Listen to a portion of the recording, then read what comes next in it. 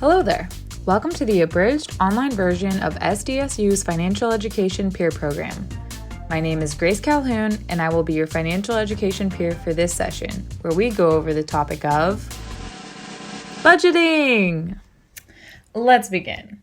So first of all, congratulations for watching this video. You're already doing good things for yourself.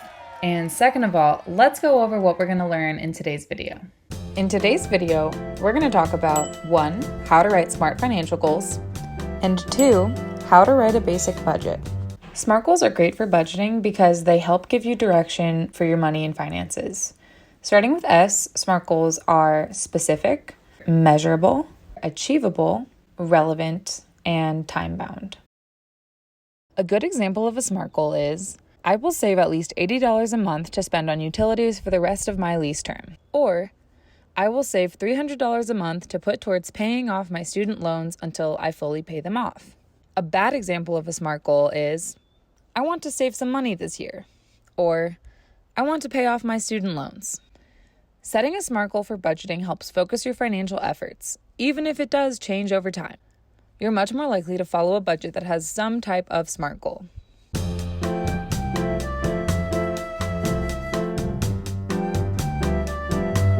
Now, think back to the last time you budgeted. What worked for you, and how could you have improved your budgeting techniques? No matter what has worked or has not worked for you in the past, make sure that any budget you have is organized. Most people organize themselves with a spreadsheet, which is something that we offer through the SDSU Financial Education Peer Program. This is the budget that we actually use in the peer financial education sessions.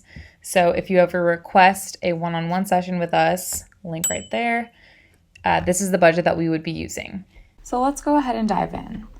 You do have to zoom out a little bit to get the full picture, but you can zoom out, you can zoom back in. So when you fill out this budget, you're going to start here where it says set your goal. And since you already have a SMART goal, this should be pretty easy for you. For me, in this example, I put down save $10 a month for 6 months. So by the end of 6 months, I'll have $60. The whole point of this is really just to keep you on track and on target with your goal. Let's move on to number 2. First, write down your account balances. This will help you understand how much money you'll have in your account once your goal is achieved. Yay! Since my goal will be to give me $60 by my target of 6 months, I can assume that if I meet it, I will have an extra $60 in either my checking, savings, or split between both. Since this is your budget, feel free to personalize it. In this case, I'm going to write out what I expect to have if I complete my goal right below my actual funds just so I can visualize it. But again, this is your budget, so do whatever you want. And then lastly, step 3 of the budget is where you're going to write out your income and expenses. So as you can see, I've placed sample monthly numbers for each income box. Fixed income here is going to be any income you get on a regular basis. Whether it's for a job or from your family, whatever it may be, put it in this box. And then financial aid and loans, remember this is a per month budget, so financial aid and loans are typically delivered in giant amounts that are supposed to last you throughout the year. So the question you need to ask yourself here is, what year are you budgeting for? Are you budgeting for the 8-month school year or the 12-month calendar year? If you're expecting your financial aid to help you for all 12 months of the year, then divide the total amount you receive by 12.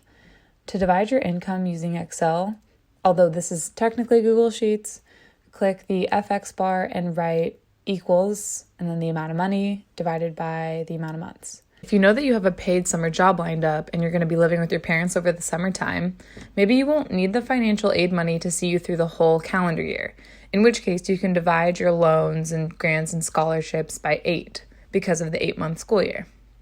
See how changing that affects your total monthly income? Whatever you choose, know that in this section, you are going to do the division yourself. Moving on to monthly expenses. If you have a credit or debit card, the best way to budget for your monthly expenses is to look at your last statement and actually add up how much you spent in certain categories. You can also just guess how much you spend in each category, but it's better to have a more established idea from previous statements.